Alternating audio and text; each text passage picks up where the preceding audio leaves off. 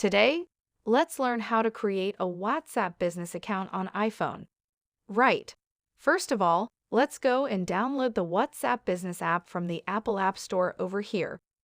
Of course, you have to search for a WhatsApp business, and then the next thing we have to do is to download WhatsApp business over here.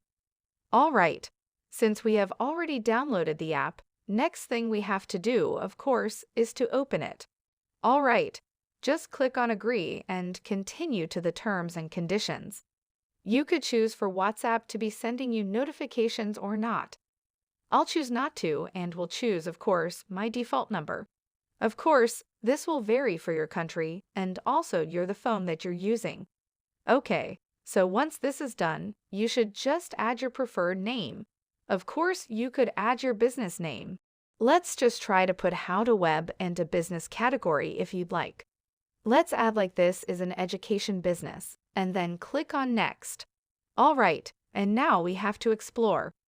Of course, once we click on Explore, we could choose to explore or not now, but if we choose to explore, it's going to take us to our business profile, our catalog, and our Messenger messaging tools. If we choose not now, which we're going to do right now, click on. Okay, and basically we have this dashboard over here where we can control our chats, our status, our calls, our camera, and our settings. Of course, the difference over here is this is more of a professional use, or rather for business use, rather than normal using usage for just day-to-day.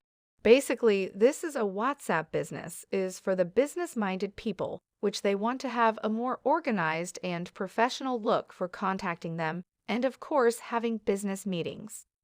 All right, thank you for watching, and I'll see you guys next time.